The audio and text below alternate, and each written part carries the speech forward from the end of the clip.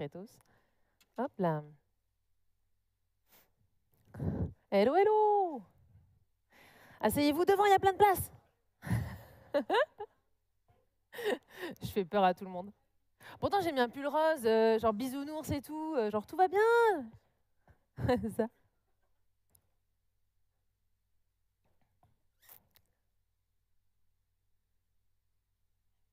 J'y vais quand je veux, c'est ça? Ok. Eh ben, c'est parti alors. Ah, maman, mon petit cœur. Bienvenue à tous et à toutes à cette conférence. D'ailleurs, je crois la dernière avant la keynote de fin. Donc, mon challenge, c'est de vous garder éveillés jusqu'au bout, parce qu'en plus, la keynote de fin est géniale. Donc, il faut être en forme. Donc, je vais vous parler d'un petit sujet qui a l'air de vous intéresser tous et toutes. C'est pour ça que vous êtes là, j'espère. Je vais rapidement parler de moi et ça ne marche pas. Ça marche pas. Help. Bon, on va faire the old-fashioned way. Donc, je m'appelle Cyril Odeline. Je vais être votre conférencière maintenant tout de suite. Je me présente, donc je suis coach professionnel systémique, presque ACC-ICF, c'est en cours de certification, c'est un gros sujet pour moi, mais j'y suis pas loin. Voilà, donc je coach depuis presque 10 ans des équipes et des organisations, et depuis 3 ans aussi à titre individuel. À côté de ça, je suis aussi formatrice en technique de leadership, de communication, tout ce qui est développement personnel et professionnel, donc développer son assertivité, donner, recevoir des feedbacks, l'empowerment féminin, mais pas que. Ce petit bonhomme-là, ce petit avatar, ça c'est moi. Enfin, j'essaye. Voilà, parce que je suis facilitatrice graphique et facilitatrice de manière générale en intelligence collective. Et puis, depuis peu, mon dernier bébé en date est Mauvéré, donc, parce que je suis auto-entrepreneuse depuis genre 1 mois. Donc, merci. Ce n'est que le début de la conf. Mais voilà, je suis assez fière de cette petite réalisation. Et à côté de ça, j'ai quand même aussi un premier bébé physique, pour le coup celui-là, d'un petit garçon, neuroatypique, fan de littérature fantastique, de Disney. Voilà, donc je suis un petit peu pas seule dans ma tête, quoi.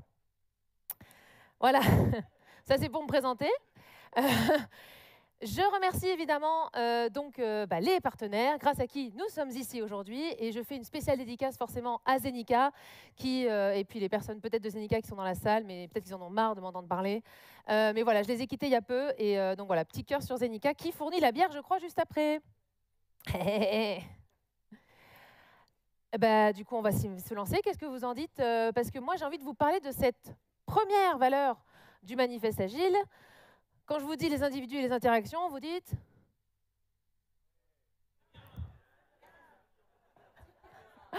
Ah, je pensais que vous la connaissiez tous par cœur, quoi. Donc, plus que les processus et les outils. Bon, et si je fais la chica-chica-chic? Ah, ça marche mieux, d'accord. OK. Donc, effectivement, on connaît presque tous, du coup, la première valeur du manifeste agile, qui a l'air d'être une évidence. Souvent, quand je la présente en formation, d'ailleurs, je dis, bah oui, c'est juste du bon sens, quoi. Bon, en fait, pas tant que ça. Enfin, en tout cas, c'est ce que j'ai pu remarquer dans les accompagnements que j'ai pu faire. C'est que ce que nous dit cette valeur, globalement, c'est que l'effort doit d'abord être plus mis sur les individus et les interactions avant de les mettre sur la mécanique, le processus, les outillages. OK. Donc, généralement, ce que je raconte comme exemple, c'est que, par exemple, si vous êtes en open space, allez plutôt voir votre collègue plutôt que de lui faire un Teams. La base. Voilà, tout le monde me dit oui, oui, évidemment, bien sûr, nous, on est plus individu-interaction. Bon, en fait, dans mes accompagnements, c'est quand même la valeur la moins appliquée, en général. Et pourquoi la moins appliquée? Parce que quand on parle d'individu, si on reprend la racine latine individuum, ça veut dire qu'il est indivisible. Eh bien, en fait, pas tant que ça. On va en reparler. Et quand on parle d'interaction, est-ce qu'aujourd'hui, les interactions dans les entreprises, dans les organisations sont vraiment saines, sont vraiment efficaces? Je vois des têtes. Nope. Donc finalement, il faut peut-être qu'on aille un peu regarder de plus près cette valeur, et en particulier la première partie, qui n'est pas tant du bon sens que ça. Et il y a vraiment en fait aujourd'hui un double défi dans les organisations à relever, chez les individus et dans les interactions. Donc, je vais vous parler d'individus, je vais vous parler d'interaction, et je vais vous parler de comment assainir tout ça pour que cette première valeur du manifeste agile puisse vraiment vivre, puisse vraiment avoir un impact et vraiment être habitée par les équipes. Je réessaye, on ne sait jamais. Toujours pas. Non, bon, c'est pas grave. Je le garde en main, ça me déstresse. Alors, qu'est-ce qu'il y a derrière chaque individu? Parce qu'on dit individuum, ce qui est indivisible. Et en fait, moi, je vais déjà vous donner une première info. Selon l'analyse transactionnelle, en fait, c'est pas vrai. Je vous ai dit que j'étais plusieurs dans ma tête, mais vous aussi. Donc, l'analyse transactionnelle, juste pour l'historique, c'est donc notre ami Eric Berne qui a créé cette théorie de psychothérapie. Et dans son idée, on va étudier la manière dont on communique avec les autres pour comprendre notre manière de fonctionner. OK. Ça, c'est première chose. Et en fait, ce qu'il dit, Eric Berne, l'analyse transactionnelle, c'est qu'en nous, on a 3 états du moi. Vous aussi, vous êtes plusieurs. OK. Je ne suis pas seule. 3 états du moi qui vont influencer votre comportement, votre réaction à votre réalité, aux choses, aux autres, et donc qui vont constituer des aspects de votre personnalité. Donc, on va les passer rapidement en revue. On a d'abord le parent, donc ça c'est l'état du moi qui ressemble plus à celui de vos figures parentales. Donc vous réagissez comme vos parents globalement, avec l'attitude, la voix, on dit les choses parce que ça se dit, on fait les choses parce que ça se fait. Globalement, ça permet d'automatiser pas mal de choses, pas mal de réponses à vos questions. Le cerveau, hop, il processe rapidement. Super. L'état de moi enfant, donc là, c'est plutôt ce qui est fixé depuis l'enfance. Donc c'est tout ce qui est la créativité, l'élan émotionnel, l'élan spontané, le rire, etc. Et au milieu de tout ça, et c'est pas pour rien qu'il est au milieu, on a l'état du moi adulte qui, là, est plutôt l'appréciation objective de la réalité. Vous arrivez à faire un petit peu le bilan de vos succès, de vos échecs, de manière assez objective. Oui, oui, je vous jure, ça existe. Et donc, c'est bien parce que c'est un vrai médiateur entre le parent et l'enfant. OK. Et ce que nous dit Eric Berne, donc ça, c'est déjà, on est un peu plusieurs dans notre tête, et en plus, ce que nous dit Eric Berne, ce qui est intéressant, c'est que on est tous princes et princesses, mais finalement, on devient petit à petit des crapauds. Et on devient des crapauds parce qu'en fait, ce que nous dit Eric Berne, c'est que on est avec énormément de potentiel, on est tous avec un potentiel énorme, mais avec les injonctions, avec les messages, les interdictions, parfois de certaines autorisations quand même, mais bon, petit à petit, nos parents ou nos figures parentales nous transforment un petit peu en crapauds, et donc, on va dire, réduisent notre potentiel qui aurait pu s'exprimer. On se l'auto-réduit aussi au fil du temps. Donc ça, c'est intéressant de l'avoir en tête parce que, en fait, justement, on n'est pas des princes et des princesses à cause de ces scénarios de vie. Ce scénario de vie qu'on se construit depuis qu'on est tout petit, c'est vraiment un processus inconscient, et vous êtes en fait metteur en scène de votre film de tous les jours. Vous avez une projection de vous-même, une projection de votre réalité et de ce qui devrait arriver pour vous ou ne pas arriver. Donc ça amène des schémas répétitifs. Et donc, ça amène aussi certaines croyances limitantes sur vous, sur le monde, sur les autres. Et vous prenez certaines décisions et pas d'autres. Par exemple, un scénario de vie, alors c'est vraiment très schématisé, mais un scénario de vie en exemple, ça peut être une personne qui, dans son enfance, a reçu les messages de « ne sois pas quelqu'un d'important ». Alors, la personne ne l'a pas reçu vraiment comme ça, mais elle l'a interprété comme ça, avec des messages du style « il n'y a pas que toi qui compte, tu prends toute la place, dis on n'entend que toi là dans la conversation ». J'ai entendu quoi? Pense aux autres. Ah, ça commence à faire écho. Effectivement. Et donc, cette personne va peut-être avoir tendance, dans un nouveau poste, dans une nouvelle entreprise, où elle se plaît, à, on va dire, se développer tranquillement dans son rôle, et puis petit à petit à s'auto-saborder pour ne pas gagner en responsabilité, pour ne pas être important ou importante. Et puis, cette personne recommencera dans un autre poste, dans une autre entreprise, etc. etc. Donc, c'est vraiment un processus inconscient, mais c'est intéressant de l'avoir en tête, c'est que finalement, on incarne nos crapauds en permanence, quoi. C'est pas joli dit comme ça. Bon. Et alors, d'où ça vient? Ça vient justement, je vous disais, des injonctions, des prescriptions ou des permissions qu'on a reçues depuis l'enfance. OK. On va aller regarder de plus près les fameuses prescriptions, notamment les drivers. Les drivers, donc il y en a 5 en particulier, 5 majoritaires, qui, alors ça dit driver dans le sens où ça vous motive, ça vous pousse à faire des choses, ça vous drive, tout simplement, mais dans le bon et dans le mauvais sens parfois. Donc des choses, ça génère de vrais talents chez vous, mais parfois aussi des croyances limitantes. Donc c'est intéressant de commencer un petit peu à les connaître. Vous allez voir pourquoi. Alors je vais les balayer rapidement les uns après les autres, très rapidement, comme ça vous pouvez peut-être déjà commencer à vous dire, tiens, lequel ou lesquels me parlent plus que d'autres. Là déjà, peut-être rien qu'avec le titre, ça vous fait « Ah oui !» Bon, bref. Alors, par exemple, sois fort ou sois forte. Donc là, ce driver-là, les messages contraignants qui ont pu être passés, c'est arrête de pleurer, bon, faut savoir se battre dans la vie, arrête ton cinéma, pleurer c'est pour les faibles. Donc là, les comportements associés, c'est des personnes qui généralement prennent en charge les choses, vraiment, sont responsables, vont être vraiment dans le leadership, comme on venait de le voir juste avant, mais avec du mal un petit peu à déléguer et une certaine intolérance à leurs propres émotions et aux émotions des autres. Donc la croyance associée de ce driver, c'est finalement, pour avancer dans la vie, il faut que je m'en occupe. La vie est un combat. OK. Je continue. Ensuite, on a dépêche-toi. Donc là, dépêche-toi, les messages, ça peut être « mais pourquoi tu es si lent ou si lente? On n'attend que toi. Dis, c'est pas toujours terminé là ?»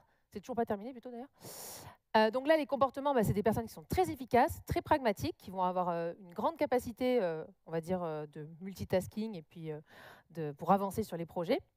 Mais du coup, qui vont faire parfois les choses trop vite. Et qui peuvent avoir de l'anxiété justement à vouloir faire les choses, il faut que les choses sortent très rapidement.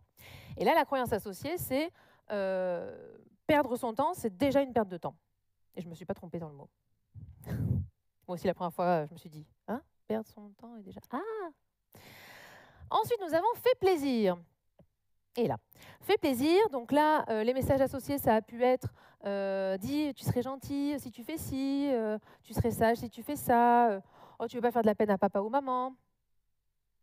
Donc là, c'est des personnes qui généralement sont plutôt fédératrices, qui aiment l'harmonie, qui sont très dans l'empathie et à l'écoute des autres.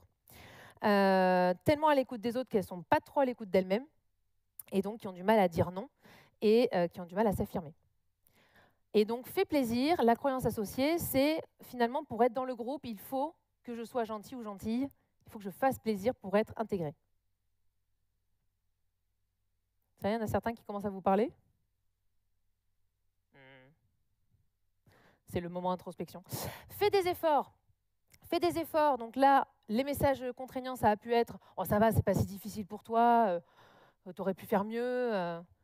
Bon, et sinon, quand tu fais les choses, fais-les bien ou les fais pas du tout, quoi. » Donc là, les comportements associés, c'est des personnes qui vont vraiment aimer la complexité, qui vont se donner à fond dans les projets, mais vraiment qui vont donner toute leur âme dans tous les projets. Donc très très persévérante, mais du coup, qui aime tellement la complexité qu'elle complexifie un petit peu tout. Et ça peut être un peu éreintant à terme. Et donc là, la croyance associée dans « fait des efforts », c'est finalement, pour réussir dans la vie, c'est quelque chose de difficile. C'est forcément dur de réussir. Je vois des têtes que se hocher. Et le dernier, mais pas des moindres, soit parfait, soit parfaite. Donc là, les messages contraignants, c'est... alors celui-là me parle tout particulièrement. C'est par exemple, t'as eu 18 et combien il a eu le meilleur? Tu peux mieux faire, j'attendais davantage de ton travail. Donc là, évidemment, c'est des personnes qui sont perfectionnistes, qui vont apprécier le moindre détail et qui vont avoir envie même de tout contrôler, de tout baliser pour être sûr que tout se passe bien. Mais du coup, c'est des personnes aussi assez propices au burn-out parce que tendance à être en permanence insatisfaites, de ce qu'il ou elle fait, et donc aussi très sensible au jugement des uns et des autres. Et donc là, la croyance de ce driver, c'est vraiment la confiance n'exclut pas le contrôle. D'ailleurs, il vaut mieux que ce soit moi qui le fasse. Ouais, vous vous retrouvez dans certains des drivers là? Ouais. Je pose une question pour boire un petit coup. Hop là. Donc, c'est intéressant d'avoir en tête, voilà, il y en a un ou deux généralement qui va vous parler. Et donc, c'est intéressant de les avoir en tête.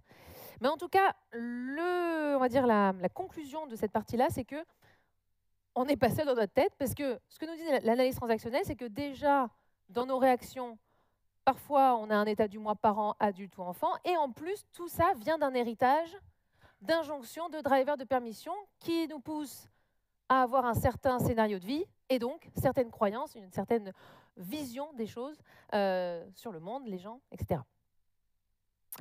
Donc finalement, dans notre première valeur du manifeste agile, on a déjà un premier défi individuel à relever qui est comment faire réapparaître nos princes et nos princesses qui sont cachés derrière les crapauds. Comment faire réapparaître notre plein potentiel pour donner notre maximum, pour être vraiment à l'apogée de notre motivation, de notre élan naturel. Et donc ça peut passer notamment par utiliser les forces de nos drivers, vraiment reconnaître nos talents, c'est pour ça que je vous les ai balayés, et se donner certaines autorisations face à nos croyances limitantes. Ça peut être intéressant d'avoir ce penchant. Donc en fait, ce que dit la première valeur du manifeste, c'est qu'il y a d'abord un travail individuel à faire. Ah, d'accord. Bref, allons plus loin. Les interactions. Je vais me casser la gueule. Les interactions, est-ce que c'est si simple? Pas vraiment, parce que du coup, on continue sur l'analyse transactionnelle. Quand on parle d'interaction, l'analyse transactionnelle va parler même de transaction. En gros, le fondement de l'analyse transactionnelle, c'est de se dire, pour comprendre donc le fonctionnement des uns et des autres, je vais regarder comment ils interagissent. En gros, je vais regarder quel état du moi a été envoyé par l'agent et quel état du moi a répondu en réaction par le réagissant. Et c'est comme ça qu'on va comprendre un petit peu mieux le fonctionnement des uns et des autres. Et le mot transaction a toute son importance, puisque c'est vraiment un petit côté un peu commercial. Hein.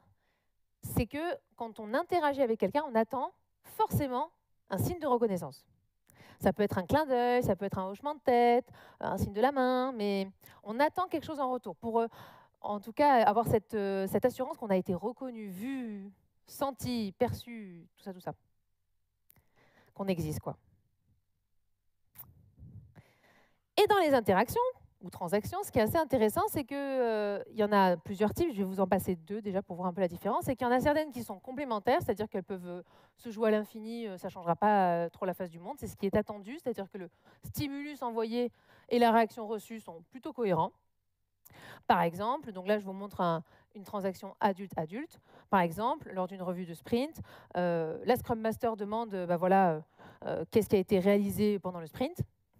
Et un des membres de l'équipe va répondre, on a réalisé 30 points sur les 40 qu'on avait embarqués. Voilà, simple, efficace, pas besoin d'aller plus loin, il n'y a pas de débat.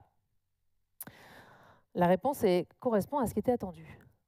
Autre transaction complémentaire, par exemple, enfant-parent, par exemple, pardon, j'ai pensé à ma nuit horrible où j'ai dormi 4 heures. Mais par exemple, mon enfant pleure et je ne suis pas une mère totalement irresponsable, je vais aller consoler mon bébé. Donc c'est plutôt attendu, mon bébé envoie un certain message, je vais lui répondre avec un message de parent. Mais on en trouve aussi dans le monde du travail. Par exemple, lors d'une rétro,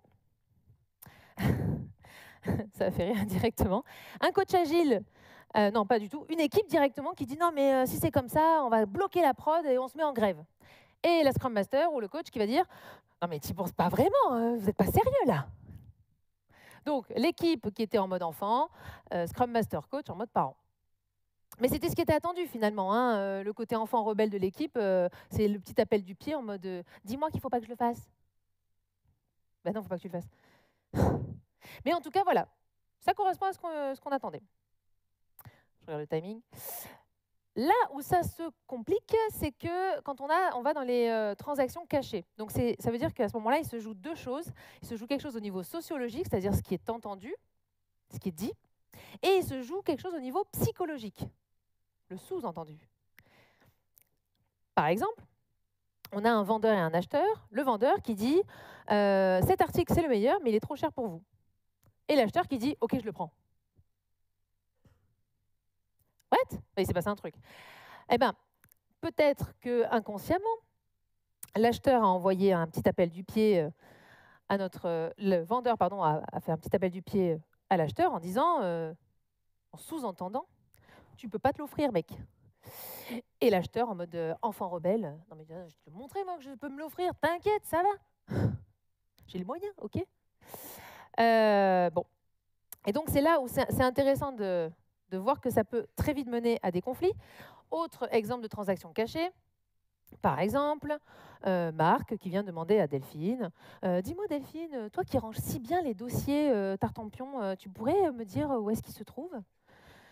Et Delphine, pah, qui tombe dedans. Oh oui, Marc, attends, tu sais quoi, je sais exactement où il est, je te le dépose sur ton bureau, laisse-moi faire.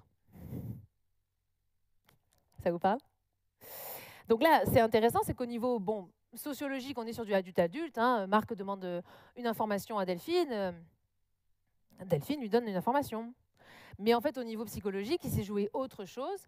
Peut-être qu'inconsciemment, effectivement, Marc a cherché l'enfant adapté de notre chère Delphine, qui est rentré dans le panneau. Et donc, voilà, qui va chercher à faire plaisir, par exemple, ou à sauver la situation. Donc, le sujet derrière tout ça, c'est que quand on a un petit mélange de transactions cachées et de scénarios de vie et de drivers, fusion. Et là, on arrive sur des jeux psychologiques. Et c'est là où les interactions sont pas si simples que ça, parce qu'en fait, les jeux psychologiques, ça se construit toujours comme ça. On a un attrape-nigo, c'est mal dit, c'est pas très joli, mais c'est comme ça qu'il le dit dans la théorie. Donc avec une transaction cachée, c'est-à-dire je rentre en interaction avec quelqu'un, et puis, sans le vouloir, inconsciemment, je fais un appel du pied à l'un ou l'autre des états du moi. Le point faible qui se réveille, donc là par exemple la Delphine, l'enfant adapté et le fait plaisir. Donc voilà, tous les scénarios de vie et les drivers qui sont joués et qui là, hop, ça marche avec la personne. Et puis là, c'est parti, on rentre dans l'escalade, coup de théâtre, jusqu'à forcément un bénéfice totalement négatif pour les deux personnes. C'est pas un jeu collaboratif. Le jeu psychologique, c'est le problème, c'est que on en arrive à quand même des choses qui valident les croyances, qui confirment les croyances limitantes, qui vont bien appuyer sur les choses de « ah, je fais mal ». Par contre, ce qui est intéressant d'avoir en tête, c'est que là, on n'est pas en train de dire qui est méchant, qui est gentil. C'est au moins vous en avez conscience, parce qu'en fait, on y joue en permanence. Eric Berne, il dit même c'est un passe-temps. Sacré passe-temps. Mais alors, écoutez, à Noël, c'est incroyable. Ouah, à Noël, alors là, vous pouvez les noter, vous faire des petites croix et tout. Alors, le plus connu, vous connaissez le 8 mai? Ouais, le fameux où... alors, je vais prendre un autre exemple que Leïla et Jean-Charles, mais qu'on connaît tous, hein, au resto ou dans un café, un ami qui vient, qui a une situation désespérée, et vous rentrez dans ce « et pourquoi tu ferais pas ci? Et pourquoi tu n'essaierais pas ça? Et est-ce que tu as pensé à faire appel à un tel ?» Et à chaque fois, la réponse est « oui, mais tu sais, un tel, il n'est jamais disponible. Oui, mais non, franchement, ça ne marchera pas. J'ai déjà essayé. Oui, mais enfin bon, bref, rien n'ira. » Et en fait, ça peut continuer très longtemps comme ça. Donc là, qu'est-ce qui s'est passé? Si on le décortique un petit peu, on a notre cher Jean-Charles, par exemple, dans mon exemple, qui va chercher inconsciemment un sauveur, et Leïla qui a son point faible de sauveuse ou fait plaisir qui est activé. Donc on rentre dans l'escalade, un cercle vicieux, et potentiellement le coup de théâtre avec peut-être Leïla au bout d'un moment qui va dire « bon écoute, j'ai beau te proposer des idées, tu veux rien, donc laisse tomber, débrouille-toi ». Ou Jean-Charles « non mais t'as rien compris à ma situation, laisse tomber hein. ». Pardon, je rigole parce que ça arrive tellement souvent. Mais voilà, dans tous les cas, le bénéfice négatif derrière ce jeu psychologique, c'est qu'on a Jean-Charles qui d'un côté va valider sa croyance que il ne trouve pas chaussure à son pied, que tout ce qu'on lui propose, ça ne marche pas, et que finalement, il doit se débrouiller tout seul. Il doit faire plus d'efforts. C'est son combat à lui, seul, de gérer. il n'a pas fait assez vite, enfin, je peux faire plein de... Ou Leïla, pareil, qui valide sa croyance, que peut-être que, voilà, il faut que j'aide plus, j'ai pas assez aidé pour faire plaisir, pour qu'il m'aime. Voilà, il faudrait que je redouble d'efforts pour la prochaine fois. Bon, voilà. Donc le bénéfice, c'est quand même pas top top pour les deux. Une autre variante, donc c'est affreux ou pause café, donc ça c'est encore d'autres jeux psychologiques qui se ressemblent un peu les deux. Le c'est affreux, donc par exemple quelqu'un qui a un accident et qui va raconter tous les détails scabreux de son accident, mais médicaux, hein. Et puis les autres autour, oh mais c'est horrible ce qui t'est arrivé. Ou sinon le mieux c'est la surenchère sur ah mais moi tu sais pas la dernière fois on m'a fait un décortiquage de la vésicule biliaire et puis c'est encore pire. Enfin et là on rentre vraiment dans des trucs très très gore. Mais c'est l'escalade, hein. Ça n'en finit pas. Qui a la pire histoire médicale? Voilà, le c'est affreux. Ou la pause café, donc là, en pause café, quelqu'un qui va dire « Non, mais t'as vu ce qui se passe dans cette organisation franchement, j'en ai marre. Faut qu'on arrête, faut qu'on les fasse tous virer, les managers. » Et le groupe qui acquiesce, qui surenchérit « Oui, c'est clair, ils réorganisent tout, on comprend plus rien. » Bon. C'est quoi le point commun de ces deux jeux psychologiques, à votre avis? Ouais, la négativité, l'escalade.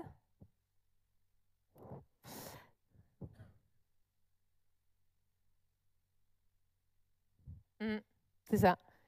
Et en fait, c'est surtout que le persécuteur, dans les deux situations, il n'est pas présent. Il est même abstrait souvent. C'est la montagne, l'organisation, la société. Tout va mal dans la société, vous saviez? Rien ne va. Bon, après, comment dire, il n'y a pas forcément d'objectif négatif à ce genre de jeu, puisque l'idée, c'est le besoin sous-jacent, c'est quoi? C'est d'attirer la sympathie, de se sentir appartenir au groupe, d'avoir un ennemi commun, d'avoir un petit reflet. En tout cas, voilà, le oui mais, c'est affreux, la pause café, on retrouve quand même globalement le triangle de Karpman, qui est genre le jeu psychologique universel of the world, avec donc persécuteur, victime, sauveur, persécuteur qui casse du sucre sur le dos de la victime qui se plaint du persécuteur qui n'arrête jamais de l'embêter, et le sauveur qui vient en protection de la victime, évidemment, avec plein d'idées de solutions. Donc c'est vraiment, le triangle de Karpman est un peu la base de tous les jeux qu'on a vus, et on a tendance, dans une même relation ou une même interaction, à naviguer dans ces trois. Donc peut-être qu'on commence en tant que victime, et puis au bout d'un moment, ben, vu que le sauveur ne fait pas bien son boulot, on va devenir persécuteur. Ou on est sauveur au départ, et puis que la victime, elle ne veut jamais nos solutions, ben, on devient persécuteur. Voilà. Donc en tout cas, le lien avec les drivers que je vous ai montré au début, c'est que dans nos interactions, selon les drivers que vous allez avoir en favori, plus spontanément, vous allez avoir tendance à rentrer dans l'une ou l'autre des positions du triangle de Karpman. Donc c'est intéressant de l'avoir en tête. Ça ne veut pas dire que vous êtes en permanence victime, sauveur ou persécuteur, mais que dans les interactions, peut-être que vous avez tendance à aller plus facilement dans ces positions-là. Et donc, ça amène forcément certaines exigences, certaines croyances, certaines peurs envers vous-même ou les autres. Et forcément, les interactions, elles ne sont pas très très saines, quoi. Donc, on a un défi collectif aussi dans cette première valeur du manifeste agile, qui est que finalement, comment amener suffisamment de sécurité psychologique dans l'environnement de travail pour réussir à avoir des interactions saines.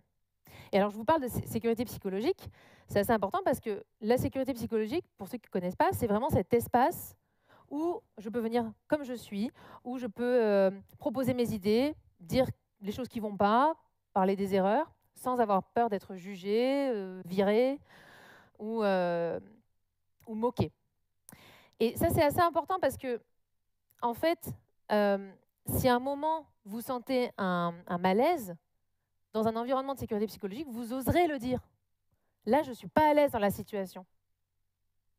Et donc, vous avez plus de chances d'aller vers des interactions saines. Vous pouvez aussi, dans un environnement de sécurité psychologique, questionner, poser les limites, parler franchement, au lieu d'utiliser les sous-entendus.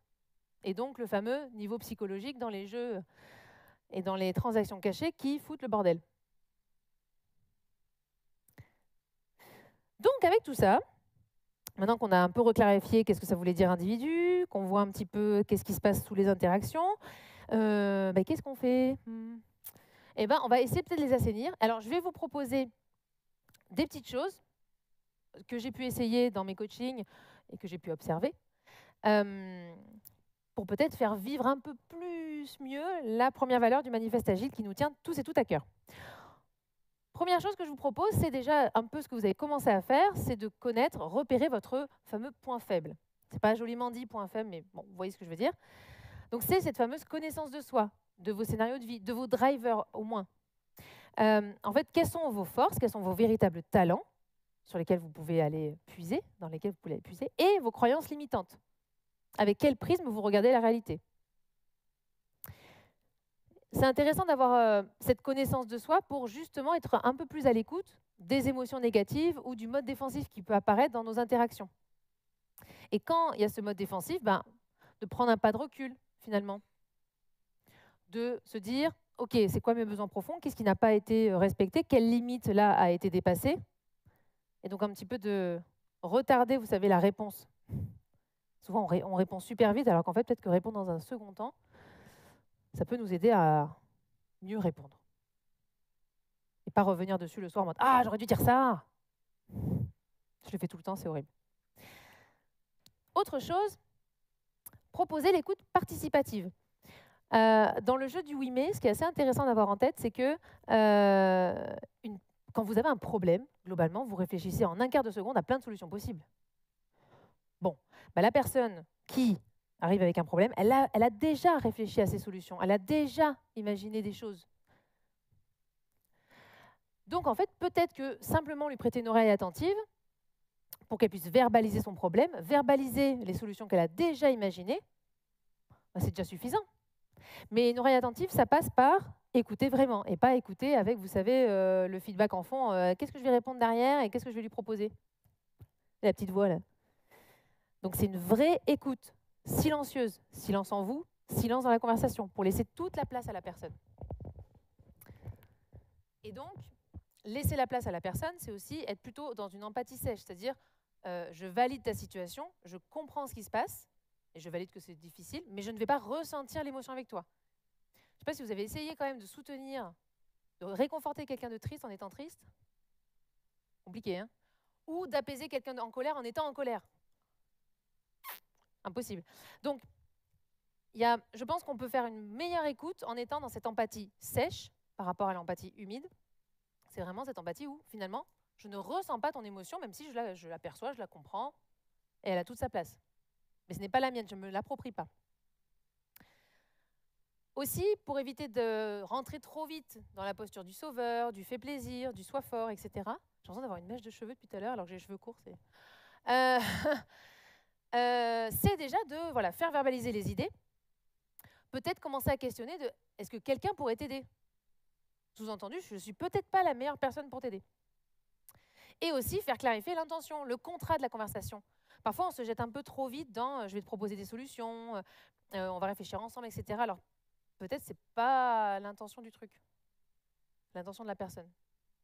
On parle souvent d'optimiser le temps. Je crois que c'était l'objet de la keynote de ce matin. Optimisez votre temps, finalement. Rendez-le vraiment efficace en posant la question de qu'est-ce que tu attends de moi? Comment est-ce que je peux être le plus utile dans le temps de notre conversation? Même si c'est un petit café. Ça, c'est de l'optimisation. Je vais vous passer très vite en revue aussi pour sortir de la posture de victime, sauveur, persécuteur. Juste un petit disclaimer là-dessus. Dans certaines situations, on est vraiment en position de victime. Harcèlement, violence, maltraitance. À ce moment-là, il faut partir et demander de l'aide. Donc ça, c'est juste histoire de replacer les choses. Là, je parle de la posture de victime dans une interaction, quelque chose, une posture où, à un moment donné, on se sent en situation d'impuissance. Okay, voilà, c'est juste histoire d'être clair. Donc, pour sortir de cette posture de victime, c'est déjà peut-être analyser ce sentiment d'impuissance. Est-ce qu'il y a un vrai rapport d'autorité entre la personne et moi qui fait que j'ose pas prendre la parole ou j'ose pas dire non? est-ce qu'il y a des éléments concrets qui me font dire que la demande elle est un peu excessive ou que je ne me sens pas à l'aise avec ce qui est demandé? Est-ce que j'ai la capacité et l'envie d'accepter cette demande? Je ne suis pas obligée. C'est quoi mes conditions? Ça, c'est intéressant de se demander les conditions parce que c'est là où on commence un peu à reprendre un peu de pouvoir. Nous aussi, on a de la puissance. Et enfin, qu'est-ce qui m'empêche de refuser? Quelles sont les conséquences finalement? Donc ça permet aussi de dégonfler le ballon finalement. Est-ce que c'est si grave si je ne le fais pas, si je refuse? On voit un petit peu les peurs sous-jacentes aussi.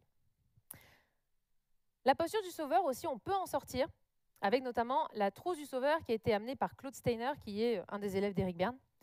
Donc c'est pareil, une liste de questions à se poser quand vous sentez cette petite réaction physique de toutes les Leïla de ce monde, de faire plaisir, sois fort, etc. Déjà, est-ce que le problème qui m'est présenté est de ma responsabilité? Peut-être pas. C'est peut-être pas de votre responsabilité de répondre à tous les problèmes, et en plus, ça n'aide pas forcément la personne à être autonome, à se prendre en main, puisqu'à chaque fois, vous apportez une réponse, et vous n'êtes pas son père ou sa mère. Je dis ça aux coachs et aux Scrum Masters de ce monde. Est-ce que j'ai les compétences pour en parler ou la capacité? Souvent, on a tendance à prendre son expérience personnelle comme quelque chose d'universel. Et voilà, typiquement, c'est affreux de parler de choses médicales alors qu'on n'est pas médecin. Tu sais, tu devrais prendre de l'homéopathie. Bon, bref, est-ce qu'on a vraiment les compétences? Pas vraiment. Est-ce que j'ai la capacité et l'envie aujourd'hui de répondre à la demande?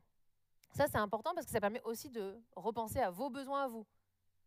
N'oubliez pas que être un petit peu égoïste, ça permet d'être un peu plus altruiste. Parce que au moins, quand vous écoutez quelqu'un, si vous acceptez cette écoute, que vous avez la capacité d'écouter cette personne, c'est dans votre pleine capacité. Alors que si vous écoutez avec vos problèmes, vos peurs, etc., bon, vous n'écoutez pas vraiment parce que forcément, vous êtes ailleurs. Donc c'est intéressant de se poser la question de est-ce que c'est le bon moment pour moi aussi, quoi. Est-ce qu'une demande a été faite par la personne concernée? Donc là, c'est le moment de revalider le contrat. Qu'est-ce que tu attends de moi concrètement? Est-ce que tu veux qu'on réfléchisse ensemble? Est-ce que tu as simplement besoin de verbaliser la situation? Et si la personne, elle veut réfléchir avec vous, est-ce qu'elle fait au moins l'autre partie du chemin ou est-ce que vous réfléchissez tout seul? Et donc là, vous revenez dans le rôle du sauveur. Par rapport à cette posture du sauveur, moi, un livre que je peux vous conseiller, c'est Cessez d'être gentil, soyez vrai, de Thomas d'Anzembourg, qui est génial. La version illustrée aussi est super chouette. Et voilà, qui permet un peu de replacer la notion de gentillesse aujourd'hui, de faire plaisir, de dire oui à tout, pour être sûr de ne pas vexer, d'être gentil. Est-ce que c'est vraiment être gentil? Et enfin, persécuteur. Alors là, je vous entends tous dire dans vos têtes, mais je ne suis jamais persécuteur ou persécutrice. Ah, j'aurais dû avoir des cheveux. Alors si, on est tous un peu persécuteurs sur des situations un peu banales de la vie, comme vous êtes dans l'open space et vous baissez la climatisation sans avoir demandé à vos collègues, ou vous rendez service à un ami et un mois plus tard, vous lui reprochez de ne pas vous rendre service en retour, ou d'avoir donné un petit peu de temps. Qu'est-ce qu'on a d'autre? Quand vous lancez des pics aussi à un proche, peut-être, à Noël. Désolée, j'ai un truc avec Noël, je crois. Bref, ça pour dire qu'on a des situations où on rentre naturellement dans ce rôle de persécuteur. Et donc, ce qui est intéressant pour sortir du triangle, c'est déjà de se remettre dans une position de vie plus. Donc, c'est position de vie, vous êtes OK, je suis OK. C'est-à-dire, je m'estime autant que je vous estime, je comprends et perçois votre cadre de référence, vos émotions, mais j'accepte que j'ai aussi le mien et mes émotions, etc. Donc, vraiment, on est un peu d'égal à égal. Souvent, dans le rôle de persécuteur, on a tendance à être sur « je suis OK, vous n'êtes pas OK ». C'est moi qui ai le savoir, c'est moi qui sais mieux, c'est moi qui connais l'agilité, mais pas vous. Bref, donc c'est intéressant d'avoir cette position de vie, de l'avoir en tête, d'apprendre à dire non aussi avec assertivité. Et donc là, peut-être que vous vous dites « mais c'est pas pour la victime, ça ?» Je vous disais juste avant qu'on a tendance à naviguer dans le triangle. Souvent, un persécuteur, c'est soit un sauveur qui n'a pas dit non, soit une victime aussi qui n'a pas réussi à dire non. Et donc, dire non et apprendre à dire non, C'est une vraie clé. Et enfin, plutôt adopter les principes de la communication non violente. Parfois, les fameuses piques au repas de Noël qu'on dit, c'est peut-être pas si violent à nos yeux. Ça serait intéressant de questionner la formulation qu'on adopte pour justement éviter de rentrer dans ce triangle avec ce rôle de persécuteur. Donc, éviter le tu, qui tue. Encore une fois, être à l'écoute de ses besoins et ceux des autres. Peut-être partager d'abord des faits objectifs et pas des opinions. 80% de ce qu'on dit entre nous, hein, c'est des opinions. C'est pas des faits. Je ne sais pas si vous avez fait l'exercice du chapeau de Bono, c'est incroyable. Le chapeau fait, il est très très difficile à avoir. Bon, enfin bref. Tout ça pour dire que, et en conclusion de cette conférence, moi je proposerais ça comme reformulation. Si j'avais vraiment la possibilité de reformuler le manifeste agile aujourd'hui, pour la première valeur, moi je le reformulerais comme ça, c'est finalement les individus dans leur plein potentiel et des interactions saines, plus que les processus et les outils. Parce que simplement parler d'individus et d'interactions, finalement, aujourd'hui, ça ne parle pas assez, ça ne permet pas d'incarner cette valeur, et c'est pour moi, en fait, essentiel. Incarner des valeurs, c'est même primordial avant de mettre en place des frameworks comme Scrum, Kanban, Safe, etc. Et si je voulais aller encore plus loin, j'irais même pour dire que les individus dans leur plein potentiel et leur interaction saine pour pouvoir créer des processus et des outils efficaces. Après tout, les processus et outils ne sont pas forcément tous à jeter, mais ils devraient se faire au regard de l'équipe, au regard de qui est cette équipe. Je regardais, je voyais une petite lumière. Donc, pour ça, il faut que les individus apprennent à se comprendre et apprennent à vraiment se parler. Et j'en ai fini pour aujourd'hui. Merci pour votre écoute et je suis là pour vos questions.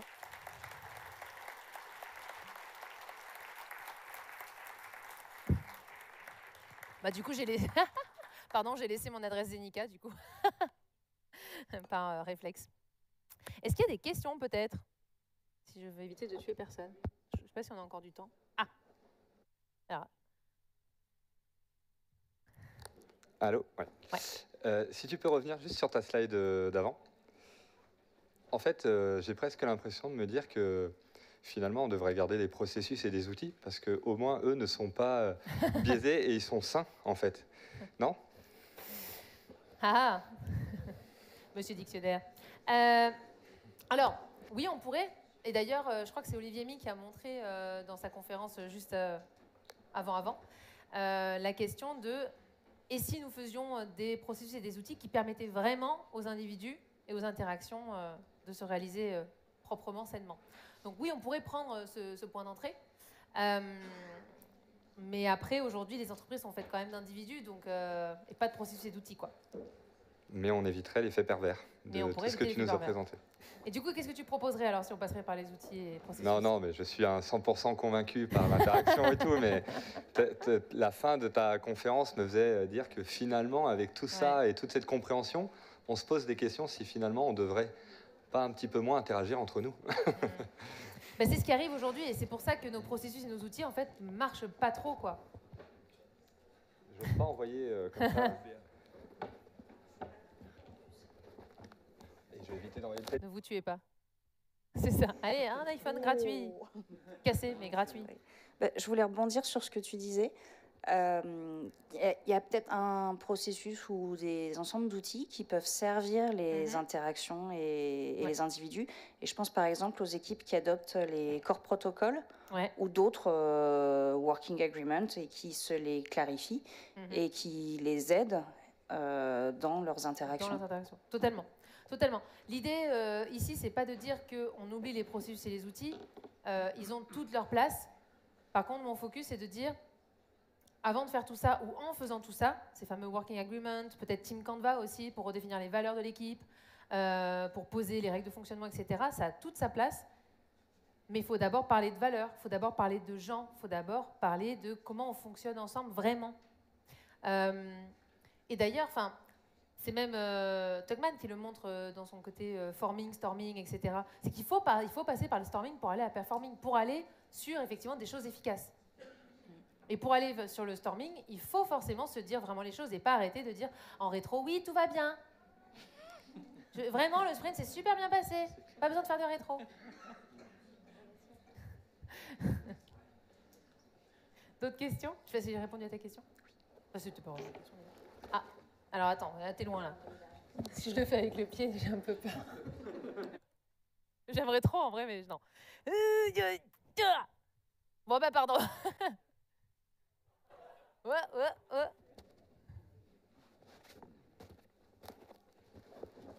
Là, on a vu pour les individus. Est-ce que ça fonctionne entre les équipes ou des groupes de personnes aussi? J'ai pas compris ta question, pardon. Là, on a vu les interactions entre les individus. Ouais. Est-ce que ça se traduit aussi entre des groupes? Entre les groupes de personnes ou différentes équipes qui travaillent ensemble? Et du coup, tu représentes une équipe et plus un individu. Est-ce que c'est pas la même chose?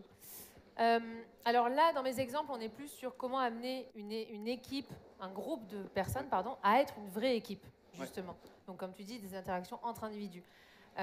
Entre groupes de personnes, je pense qu'on peut utiliser les mêmes outils de communication non violente, d'écoute participative, d'empathie sèche, etc.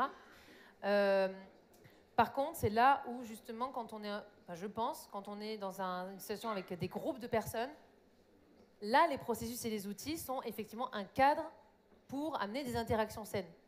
Okay. Donc, limite, quand on est dans quelque chose à l'échelle, j'irai un petit peu vers le bas. Mais ça n'empêche pas de ne pas oublier. Moi, mon point, c'est qu'en fait, on oublie trop souvent le haut, quoi. En se disant, bah, c'est du bon sens et c'est bon, tout le monde sait faire, on sait se parler. Bah non, on ne sait pas se parler. En plus, avec le distanciel aujourd'hui, c'est encore plus foiré. Les gens, on est à distance, ils ne mettent pas la caméra. On oublie vraiment ce côté individu et interaction. Donc voilà. Moi, ça serait ma suggestion, effectivement, de ne pas oublier de mettre un cadre quand on est sur un truc à l'échelle. Okay. Est-ce qu'il y a d'autres questions, peut-être? Non, vous attendez trop le disque agile. I know. Oh là, tu vas vraiment me le relancer? Ah! Eh bien, merci à tous et à toutes. Je suis vraiment preneuse de vos feedbacks. Ici, clic. Et je suis là si besoin. Du coup, tu me l'as pas renvoyé. Non, c'est plus sûr. Là, j'ai eu peur. Merci.